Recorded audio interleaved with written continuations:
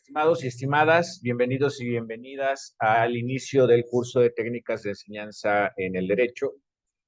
La realidad es que este curso es un poco enfocado en darles herramientas que les sean útiles para el caso en el que ustedes vayan a iniciar algún proceso de práctica docente, sobre todo porque como profesores, profesoras, y bueno, tal vez tendríamos que decir que principalmente como nuevos maestrantes y maestrantas, se han habilitado de tal forma y se han especializado de tal forma que una labor importante para seguir desarrollándose en el ámbito de lo académico, pues es la impartición de clases. Así que desde este punto de vista se ha considerado relevante que tengan una formación, por lo menos lo más básica e indispensable posible, en aspectos que tienen que ver, si no con todo lo relacionado a la educación y a la pedagogía, sí con aspectos que estén enfocados en dotarles de herramientas didácticas. Y ahorita vamos a comprender un poquito más a profundidad acerca de lo que esto significa.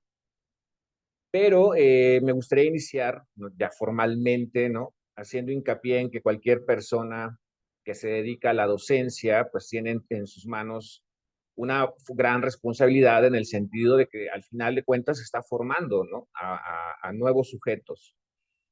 Y desde ese punto de vista es importante que cuando nosotros estemos pensando en cómo vamos a enseñar, que de entrada eso es una reflexión que todos y todas nos deberíamos hacer, cómo voy a enseñar, porque no es necesario, o mejor dicho, no es suficiente solamente con tener el conocimiento, sino que siempre requiere tener estrategias, ¿no? Y metodologías que nos sean funcionales para comunicar, transmitir a otros y a otras, pues eso que sabemos.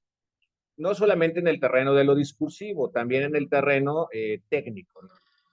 Entonces, en este sentido, lo primero, reitero, lo primero que tendríamos que hacer, pues es cuestionarnos acerca de cómo voy a enseñar. Y entonces este cómo voy a enseñar implica varias cosas. Probablemente yo me atrevería a decir que la primera situación a la que nos enfrenta, pues es a cuestionarnos acerca de qué es aprender. Y va a ser llamativo si ustedes en algún momento se sientan a dialogar, a conversar con alguna persona, muy probablemente van a aparecer una gran cantidad de definiciones o de explicaciones acerca de lo que es aprender, y esto no es sorprendente.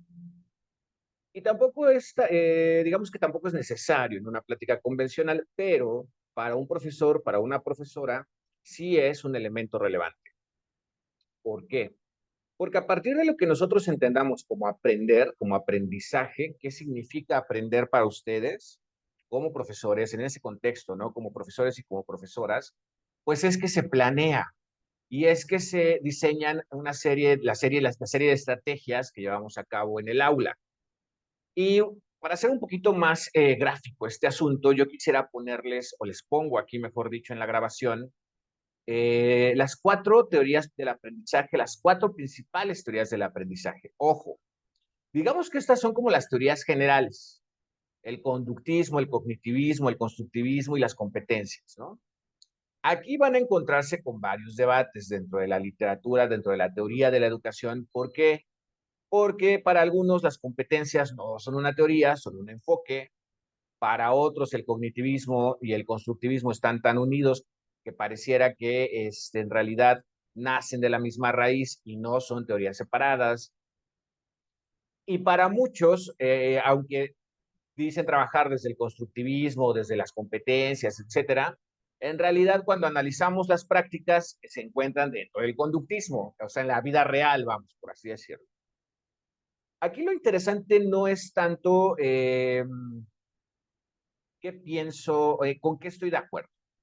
Y voy a explicar por qué. Porque al final, los cuatro bloques, las teorías del aprendizaje, estas cuatro grandes teorías generales, no son útiles teóricamente.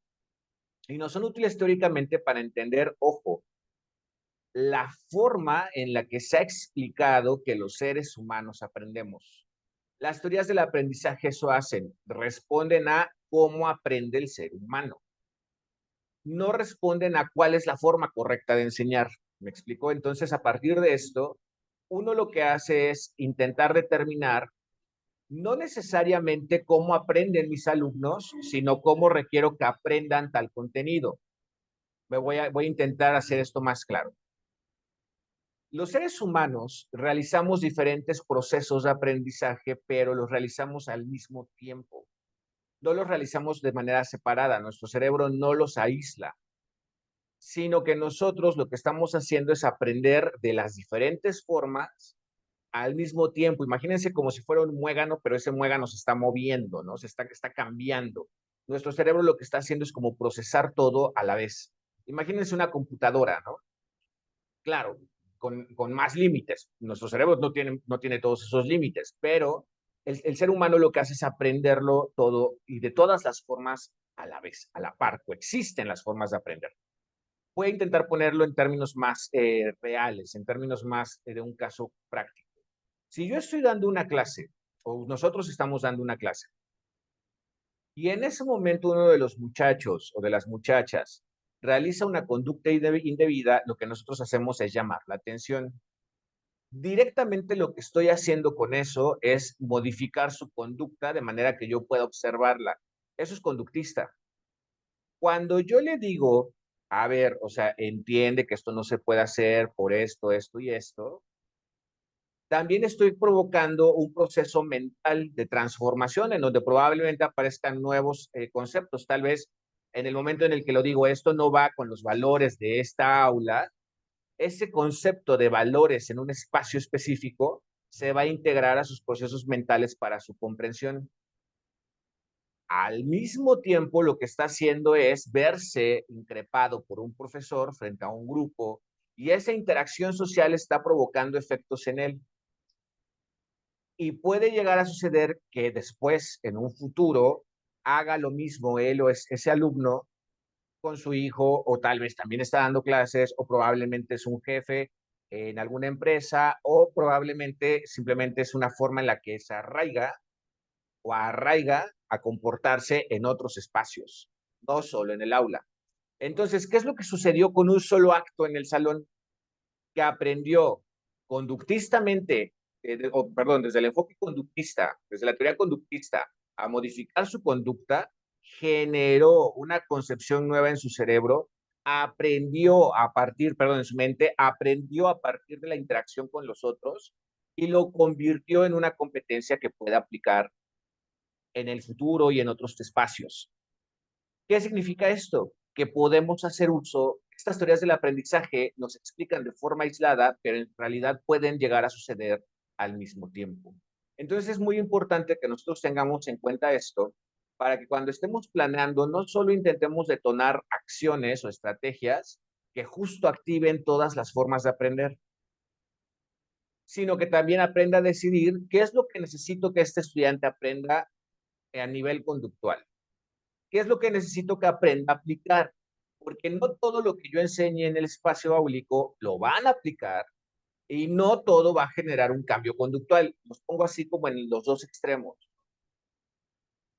Esa toma de decisiones es algo bien importante para nosotros, porque entonces los contenidos, o mejor dicho, espero que ahorita vayamos reflexionando a que no todos los contenidos se pueden o se deben enseñar de la misma manera.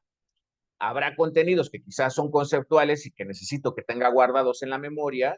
Ah, bueno, pues utilizo tal vez alguna estrategia conductista. Pero si ese mismo concepto yo necesito no solo que lo memorice, sino que también lo complejice o lo interprete bajo otros conceptos que ya le he enseñado antes en otras sesiones, ah, bueno, pues tal vez puedo utilizar algo cognitivista. Pero si lo que en realidad quiero es que ese concepto lo visualice a través de su comunidad, a través de su entorno, a través de cómo funciona la interacción con los demás, ah, pues entonces tal vez utilizo algo constructivista. Y si no, probablemente lo que estoy buscando es que haga alguna aplicación de ese concepto. Entonces, puedo trabajar con alguna estrategia basada en competencias. Ojo, puedo realizar o diseñar estrategias que activen todo al mismo tiempo y puedo diseñar estrategias que activen una a la vez. No todo tiene que ser pasado forzosamente por todas las formas de aprender, o por lo menos no al mismo tiempo. Pero lo importante es que nosotros logremos comprender esta diferenciación para que a partir de eso podamos tomar decisiones al momento de llevar a cabo nuestra práctica docente. Ahora, en términos generales, ¿qué es el conductismo?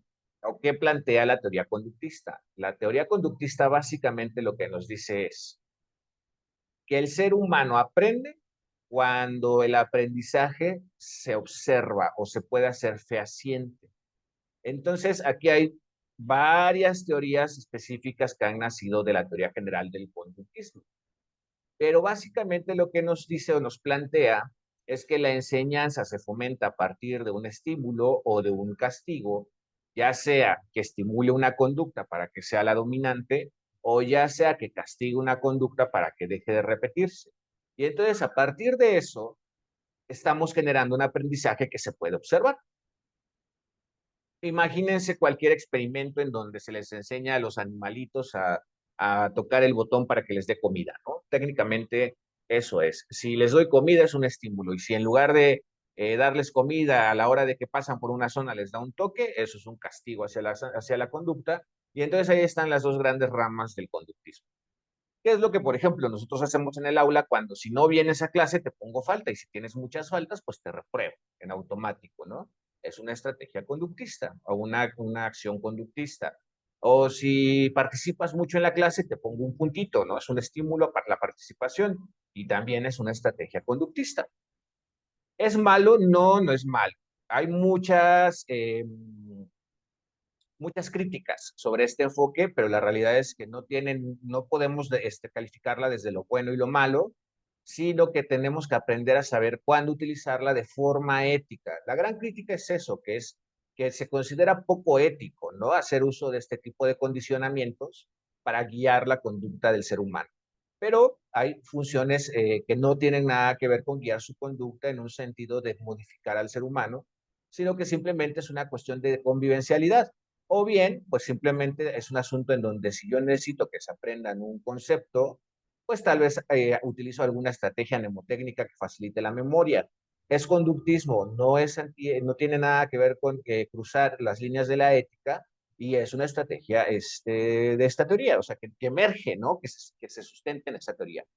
¿Qué es lo que sí estaría mal? Que toda mi clase fuera conductista porque no estaría llegando a un nivel de profundidad sobre el aprendizaje en el estudiante y no es necesariamente por la cuestión, o no únicamente por la cuestión ética de intentar transformar o convertir al ser humano, sino porque no estaría generando aprendizajes profundos y por lo tanto que tuvieran algún valor para la vida del estudiante o de la estudiante. ¿Qué es lo que nos plantea el cognitivismo? Por otro lado, que el aprendizaje no se da solamente a partir de estos estímulos o sanciones y que no necesariamente es observable, sino que a veces este aprendizaje se da en el ámbito de lo mental y que tiene que ver con cómo nuestra mente se va transformando.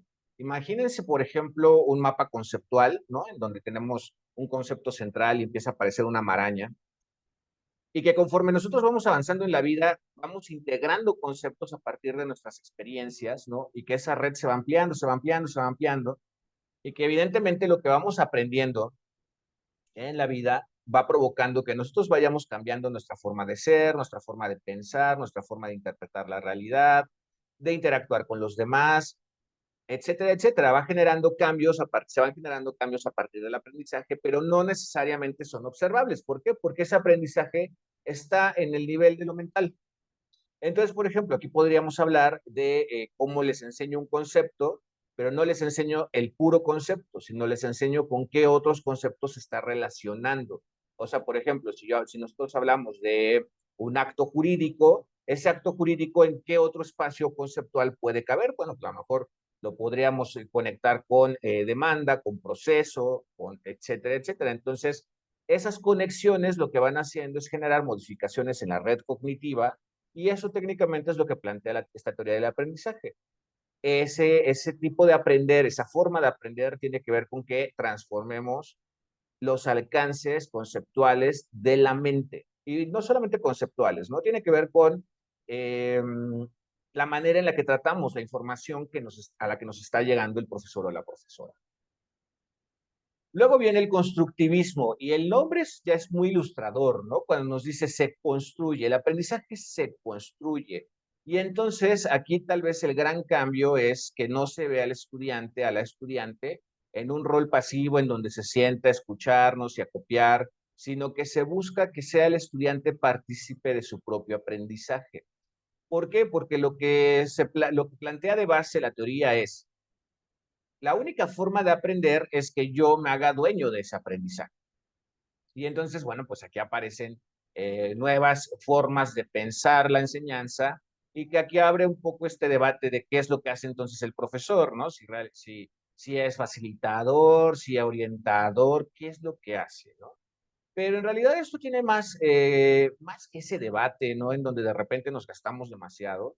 Tiene que ver con el qué le permites hacer, qué le permitimos hacer como profesores y profesoras con esa información que le estamos poniendo delante.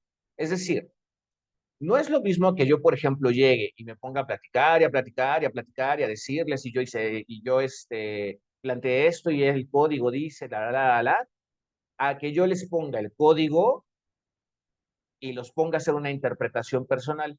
Seguramente van a errar, seguramente van a tener fallos, tal vez si son semestres nobles, etcétera, etcétera, pero no estoy buscando esa corrección, sino que lo que estoy buscando es el proceso que está detrás de esa interacción con el material, ¿no? Es decir, no quiero que hagan una interpretación correcta, sino quiero que interpreten. Entonces lo que estoy buscando es que activen ese proceso de forma individual o bien de forma grupal. Entonces, la idea es que en esta interacción que van teniendo con todo lo que les vamos presentando, así incluso sea una conversación, el estudiante puede ir generando interacciones que le permitan construir su propio conocimiento a partir de la interacción, ya sea con el material, con los otros. O sea, es, por ejemplo, una situación muy cotidiana en donde uno se sienta a platicar con alguien y en ese diálogo dices, claro, esto que tú me estás contando, me parece muy interesante y creo que yo también podría hacerlo en mi vida. Aprendo al interactuar contigo a través del diálogo, luego me lo llevo y yo lo aplico en mi vida cotidiana. Entonces, ese es un aprendizaje constructivista. Yo lo estoy activando de manera individual, personal, y lo estoy construyendo en mi propio ser para posteriormente ponerlo en práctica, ¿no? Entonces, nuevamente, seguimos bajo la misma idea, no es que exista una forma de comprender el aprendizaje mejor que otra. Considero, y esto lo llevo al terreno de lo personal, que sí sería un error pararse solamente sobre una, y que aquí lo importante es que podamos movernos de acuerdo a los contenidos y de acuerdo a lo que yo necesito que el estudiante, la estudiante aprenda. Por último, las competencias. Esta tal vez es la más conflictiva en el terreno de la teoría. Una, porque mucha gente dice que no es una teoría. Dos, porque muchas especialistas plantean que es un enfoque dentro del constructivismo. Y tres, porque nace en el terreno de la productividad. Es decir, se pensó para que los estudiantes aprendieran a hacer cosas que fueran productivas para el mercado laboral. Entonces, ha sido muy criticada. También es cierto que tuvo su auge, sobre todo en la década de los 70s. La realidad es que debido a lo lento que es nuestro sistema para cambiar, sigue siendo la base de muchas instituciones universitarias, aunque también hay que reconocer que rompió con la idea básica de los objetivos, ¿no? ¿Es la panacea de la educación? No. También tiene muchas cuestiones que se le pueden criticar ya en el espacio del aula, pero creo que es un criterio orientador que nos puede servir para dirigir nuestra planeación. ¿Por qué? Las competencias se basan en que en un buen aprendizaje, o mejor dicho, un aprendizaje, no le vamos a poner un adjetivo calificativo, tendría que estar compuesto por tres elementos: saber algo, saber hacer algo y saber ser en ese algo. Entonces, seguramente ustedes ya han escuchado o han visto en algún momento que existen estas llamadas planeaciones en donde se ponen los ejes, el eje heurístico, el eje teórico y el eje axiológico. Entonces, la cuestión es, por ejemplo, en este tema que vas a dar en tu clase, uno, ¿cuál es el tema? Dos, ese tema, ¿qué les vas a enseñar a hacer con eso? Y tres, ¿cuáles son los valores que les vas a fomentar con ese mismo tema y con ese proceso que les estás enseñando a realizar? Y entonces lo que sí es cierto es que si ustedes se dan cuenta, lo que hace es abrir el proceso de enseñanza más allá de lo bidimensional o lo unidimensional a algo más tridimensional. Y entonces lo que sí vale la pena ver es que con cada tema que yo vaya a dar en mi clase, yo puedo no solamente dar ese tema en teoría, sino que ese mismo tema me puede servir como pretexto para enseñarles a hacer algo y para enseñarles a interactuar en el nivel axiológico con ese algo. Entonces, tal vez suena todavía como muy rebuscado o tal vez se entiende en un nivel teórico, pero queda esta duda de, ajá, ¿y cómo lo hago? ¿No? Sobre eso vamos a ir platicando en las demás sesiones, pero lo importante es que quede claro que no solamente existe una forma de comprender lo que es aprender, sino que tenemos por lo menos 4 posicionamientos generales desde donde podemos darle explicación a esta pregunta. Ahora, la cosa se pone interesante cuando vinculamos no solamente la teoría del aprendizaje, sino que vinculamos las teorías de la educación. Es decir, ya nos respondimos a qué es aprender, pero también hay una serie de construcciones teóricas que nos explican cómo enseñar. Y aquí ya le vamos dando como cabida a esta cuestión del famoso proceso de enseñanza-aprendizaje. Y existen muchas formas, muchos posicionamientos sobre lo que es enseñar. Por supuesto, no me voy a detener mucho, porque sobre esto, además de que ustedes pueden como, pues, indagar, ¿no? Por cuenta propia en donde les interesa. La realidad es que también son demasiadas. Yo aquí solamente traigo 6, pero son muchísimas.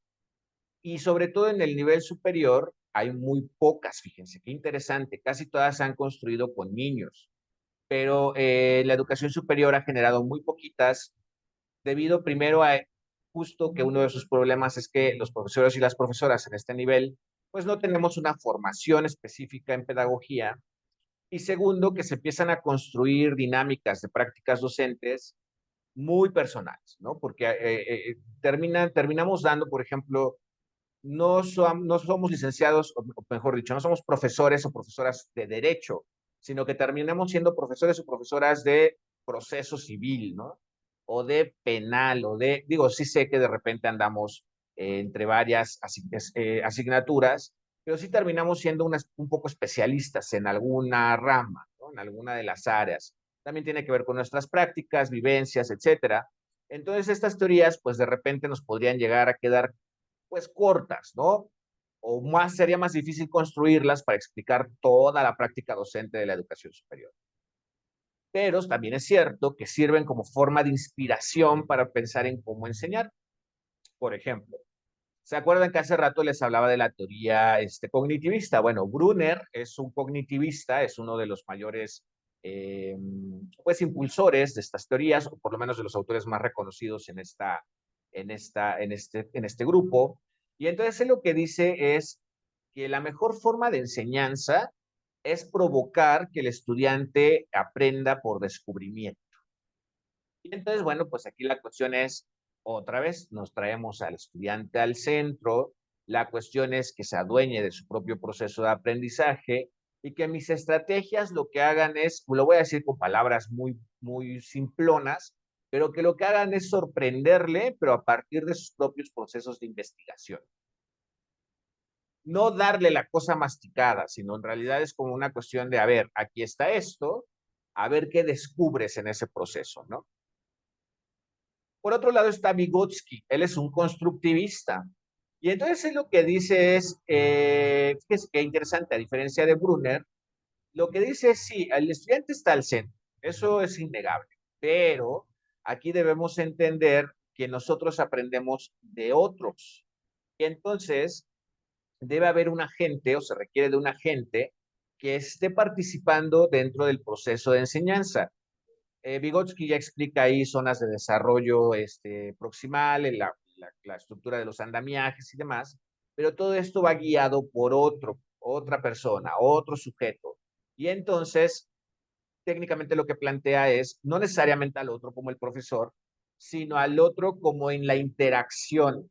Sácalos al campo, llévalos a una audiencia, que vean cómo se relacionan, cómo se plantea ya la realidad en la interacción con otros, ¿no?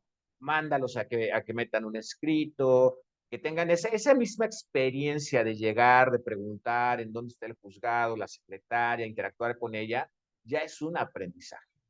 Entonces, este sería un enfoque muy sociocultural.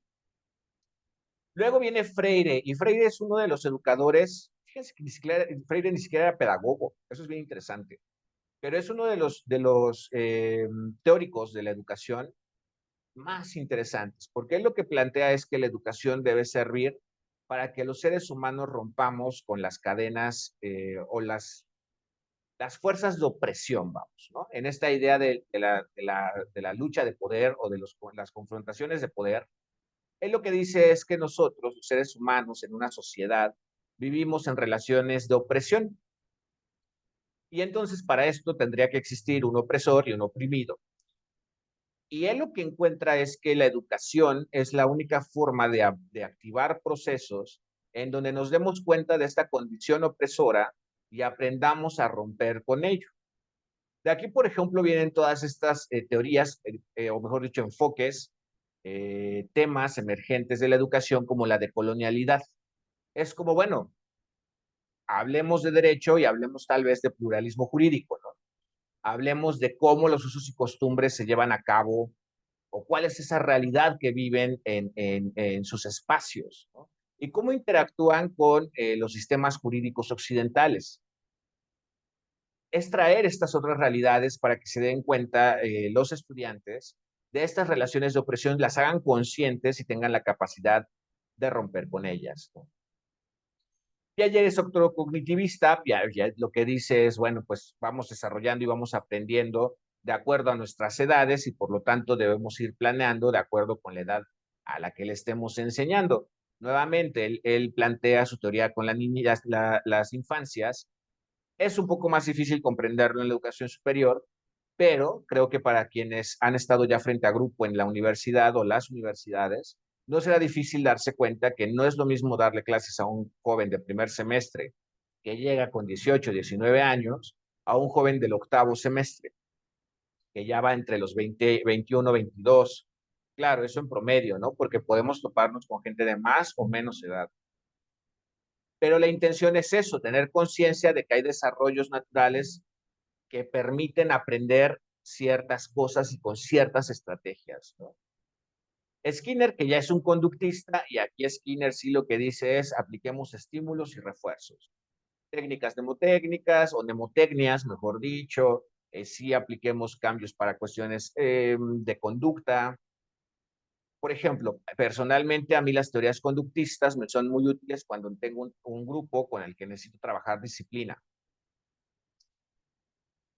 No es la única aplicación, como ya lo dije, puedo utilizarlas para memorización, puedo utilizarlas, tal vez lo que quiero es que se aprendan las fases de un proceso para que después las sepan aplicar. Si voy a dar teoría general del proceso, bueno, pues esta es una de las mejores formas de entrarle a ciertas cosas como esas.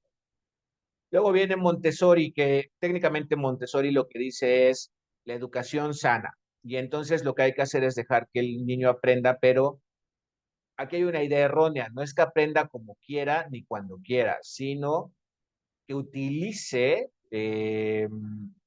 múltiples sentidos para aprender.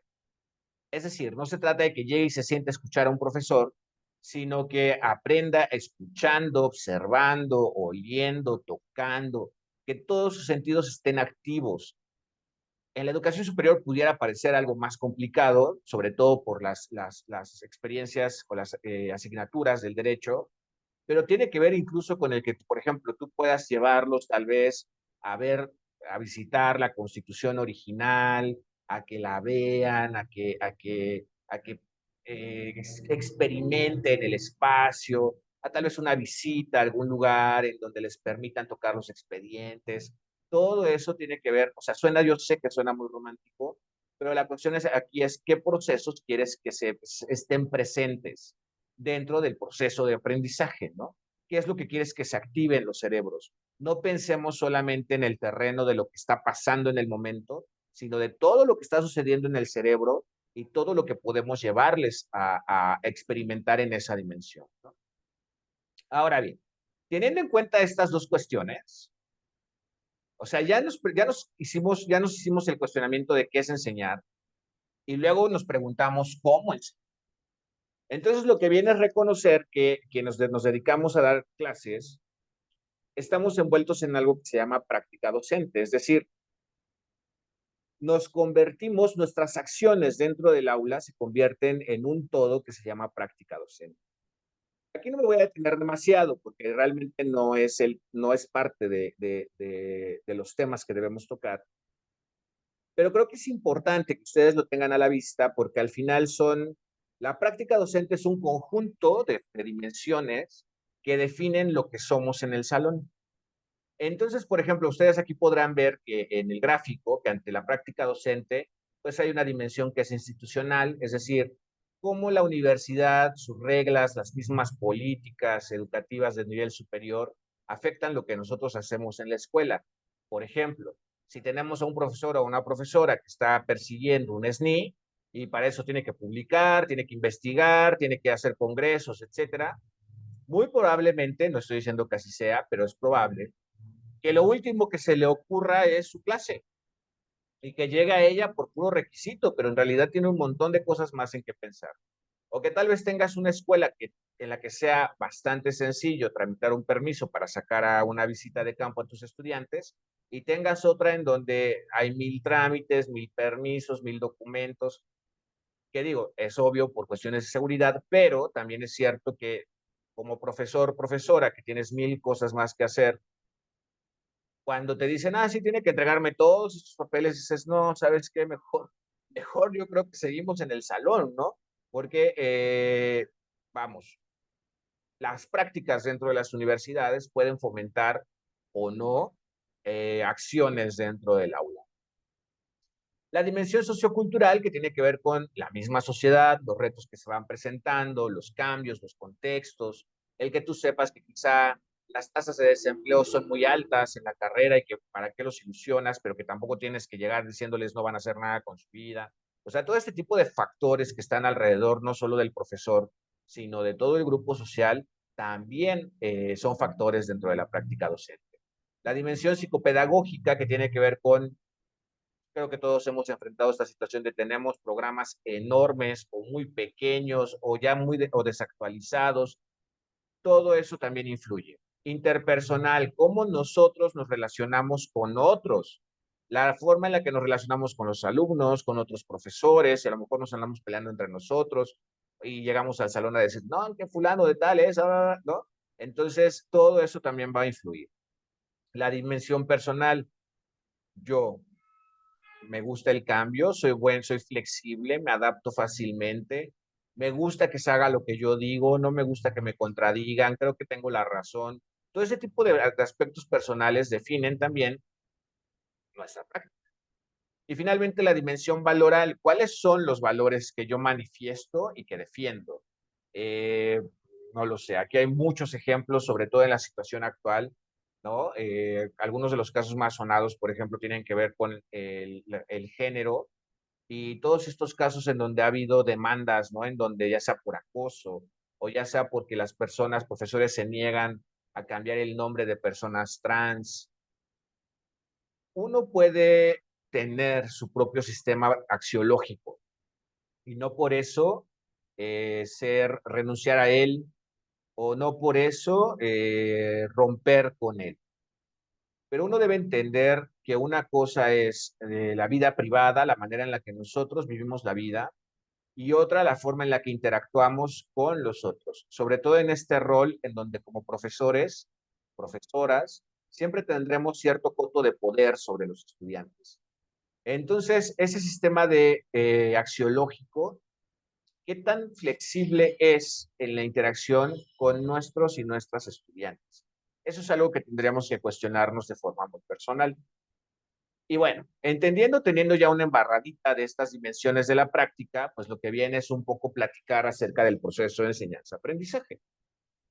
Como ustedes podrán ver, el proceso de enseñanza-aprendizaje, como el nombre lo indica, forma parte o está compuesto por dos elementos: enseñar y aprender. El enseñar debe estar cargado de inputs, es decir, de entradas hacia el proceso. Y esas entradas van a estar a cargo, pues, del profesor, como lo vemos aquí, del propietario, ¿no? Que es quien se va a encargar de diseñar las estrategias de acción, las instrucciones para que puedan ser guiadas y va a otorgar esos procesos, perdón, esos documentos para la interacción. Mientras que el aprendizaje es un proceso de salida. ¿Por qué? Un output. ¿Por qué? Porque eso que entró va a pasar por el proceso y se va a transformar en otra cosa. Y de ese proceso, subproceso de aprendizaje, están a cargo los estudiantes. Ellos son los encargados de procesar los inputs y provocar los outputs, ¿no? Entonces, ¿cuáles son mis inputs? Bueno, pues todos esos documentos, las actividades que encargo, las instrucciones que doy. ¿Y cuáles son mis outputs? Pues los productos que entregan, las evaluaciones que realizo, y eso me tendría que dar cuenta de cómo es que esto que entró se transformó y se convirtió en un aprendizaje. Vamos a profundizar, o mejor dicho, vamos a detallar un poquito esto. ¿Por qué? Porque entonces vamos comprendiendo que quien está a cargo de pensar, diseñar, imaginar, crear este proceso completo, pues es el profesor o la profesora. Yo tengo que pensar, uno, ¿qué es lo que quiero enseñar? Y eso me lo va a dar la universidad cuando me da el programa y ahí están los contenidos. Y me va a decir, a ver, tienes que enseñar el tema de introducción, de introducción al derecho. Y dentro de esta asignatura, tienes que dar la explicación de derechos reales. Ese es tu tema, derechos reales. Ah, ok, eso es lo que, ese es mi contenido. Primero, ¿cómo aprenderán esto los estudiantes? Lo trabajaré desde el conductismo, constructivismo, ¿cómo creo que puede funcionar más? Aquí viene nuestra experiencia, ¿eh? ¿Recuerdan cómo fuimos cuando estudiantes o cómo nos ha servido a nosotros estos derechos reales en la práctica? ¿Cómo los aprendí yo? Ah, bueno, a ver, ya decidí. Cognitivismo. Entonces, es mi labor pensar cómo se los voy a mostrar y qué procesos voy a activar desde ese enfoque, desde esa teoría. Esto tiene que pasar a partir de qué voy a hacer con él. Le voy a generar una actividad en donde lean, interpreten, luego me van a tener que hacer una exposición. Todo lo que a mí mi inventiva me permita. Pero ojo, esta inventiva va a estar sujeta al objetivo o la competencia que también viene en nuestros programas de aprendizaje. Porque ahí es en donde nos dice, el estudiante tiene que llegar tiene que lograr esto. Y ahí es en donde yo tengo que poner mi atención y eso es lo que yo debo asegurarme que el estudiante logre. Entonces, todas las actividades que yo diseñe, además de estar pensadas y haber sido atravesadas por una reflexión del aprendizaje, de la teoría del aprendizaje y las teorías de la educación, tienen que estar ancladas al objetivo que me están pidiendo que alcance. Y sobre eso yo tengo que pensar cuáles son los medios o recursos que voy a utilizar para que eso se logre. Y entonces luego viene ya la parte en la que le guío el proceso de aprendizaje del estudiante para que logre lo que yo estoy buscando que alcance. ¿Cómo lo va a procesar? Se lo tiene que aprender de memoria, lo tiene que traducir en una propuesta, lo tiene que generar como en una comunicación verbal a través de una exposición. ¿Qué es lo que yo estoy buscando que logre? Y eso que estoy buscando que logre es lo que voy a evaluar, porque ese es el aprendizaje que yo tengo consciente y claramente que él o ella debe alcanzar. Y eso es el proceso de enseñanza-aprendizaje. Entonces, a partir de ahí, lo que se desprende desde nuestra trinchera, por así decirlo, y que tiene que ver con nuestra práctica docente, pues es algo que se conoce como didáctica. ¿Se acuerdan que hace rato cuando iniciaba la exposición les decía, no se trata de que sean especialistas en educación, pero sí que por lo menos tengan herramientas esenciales o fundamentales en el terreno de lo didáctico? Bueno, la didáctica específicamente tiene que ver con la forma de enseñar. Y aquí es en donde nosotros nos adueñamos, nosotras nos adueñamos de las herramientas que nos sean útiles, pues eso, para enseñar. Y aquí, más que buscar que ustedes aprendan meramente el concepto, es que puedan tener la reflexión de decir, ah, claro, esto es lo que yo hago. O sea, yo no ando en los terrenos de es el programa, lo juzgo, si cómo se enseña, si lo que yo hago específicamente es de toda la educación, es la didáctica. Y entonces aquí existe la denominada didáctica general, que nos da métodos de enseñanza generales, que analiza los objetivos desde la mirada general, etcétera. Y hay didácticas específicas, que son, por ejemplo, la didáctica del derecho, la didáctica de las matemáticas, la didáctica de la física, etcétera, etcétera. En el derecho es muy poco lo que se ha generado en términos de didáctica. Creo que hay un libro de Bitker y otro de Carbonell, y que yo recuerde sobre así específicamente didáctica, esos dos y tal vez dos más en porrúa de los autores que se me están yendo, pero no hay gran cuestión. ¿Qué significa esto? Que la didáctica del derecho es un terreno muy proclive a producir. Tal vez ustedes no me dejarán mentir, estén de acuerdo conmigo, en el que el derecho se ha desarrollado, se ha enseñado, mejor dicho, de una manera muy tradicionalista. Leemos el código, tomamos el dictado, escuchamos la conferencia de los profesores, de las profesoras, y eso ha provocado que mucha gente le tenga cierto disgusto a la disciplina. Sin embargo, no quiere decir que tenga que ser así.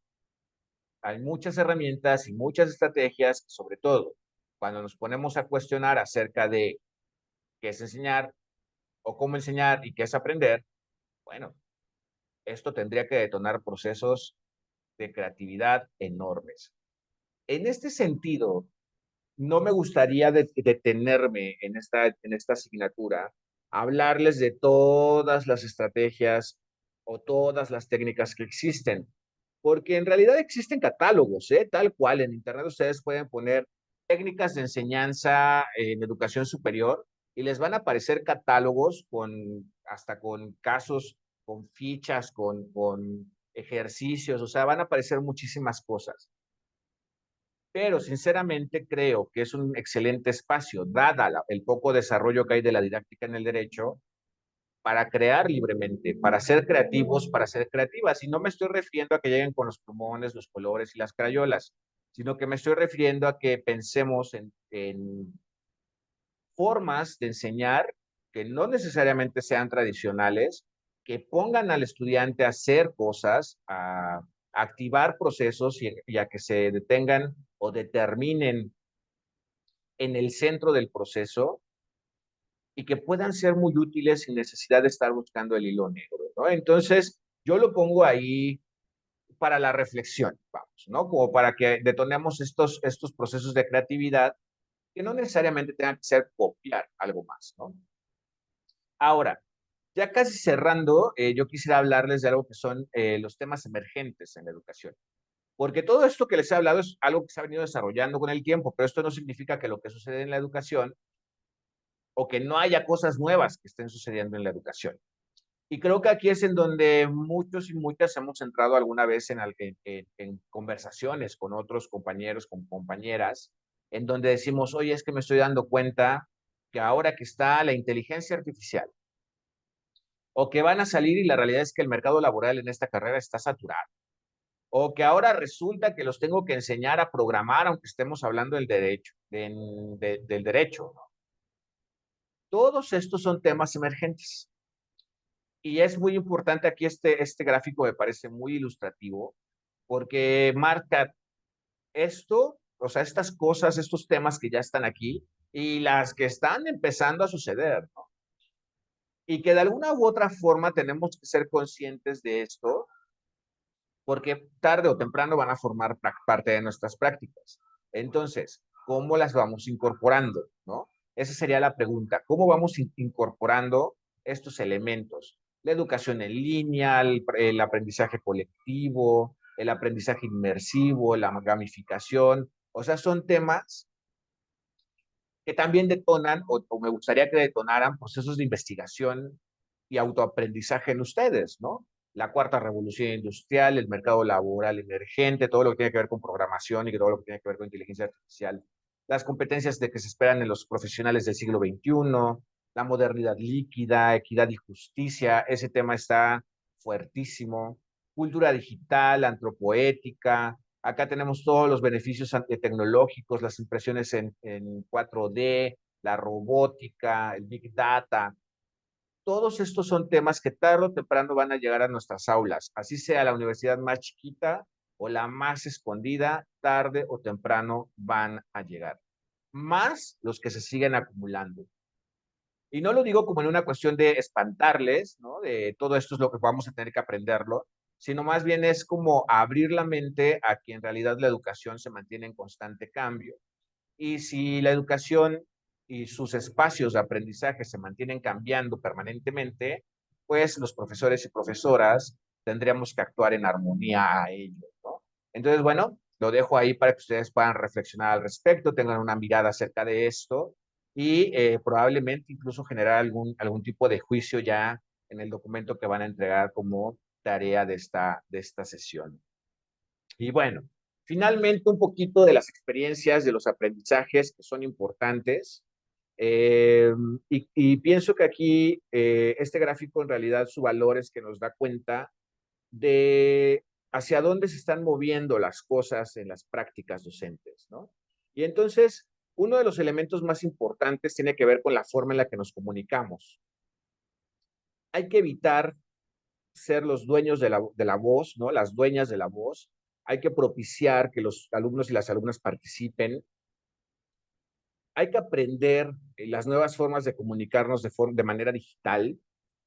Intentar establecer canales de comunicación que estén abiertos, despejados, que puedan tener o propiciar una comunicación continua, que sea rápida, que sea efectiva, que podamos aprender a comunicarnos de forma asertiva, es decir, siendo honestos con el otro, con la otra, pero no llegar a la ofensa o llegar a la falta de respeto o llegar a la provocación, ¿no? Aprender a abrir diálogos, a escuchar de manera activa para que también podamos llegar a procesos de comprensión, establecer compromisos con lo que hacemos, ¿no? Sobre todo aprender por nosotros mismos, pues experimentar. Mucho de lo que hacemos en el aula es, pues voy a probar con esta película a ver qué pasa, ¿no? Pues no me funcionó. A ver este podcast. Y así nos vamos, es experimentar, experimentar, experimentar, hasta que se logren pulir nuestras estrategias, nuestras actividades, incluso a veces las mismas instrucciones. Es que les dije que lo leyeran y que después hicieran un ensayo. No, pero el ensayo no funciona porque en realidad no hacen ensayo. Entonces mejor los voy a poner a hacer una infografía. Nuestras instrucciones también son muy importantes, ¿no?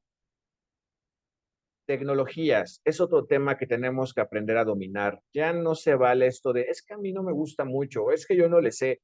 Es cierto, habemos muchos así, pero va a ser una realidad. Y si queremos estar vigentes en el campo de la docencia, tenemos que aprender a aprender sobre el uso de tecnologías. Y no solamente al uso, sino a la interacción con ellas. Aprendamos a ser tolerantes con ellas, a hacer uso de ellas, a volverlas nuestras aliadas dentro del aula, ¿no? Y luego metodologías. Hay muchísimas, pero aquí ustedes podrán ver que una es propiciar los trabajos colaborativos, echar mano de casos prácticos o problemas para desarrollar en el aula y utilizar materiales que estén conectados con el contexto o el medio en el que se desarrollan las y los estudiantes. Esto ayuda a darle sentido a la clase, ¿no?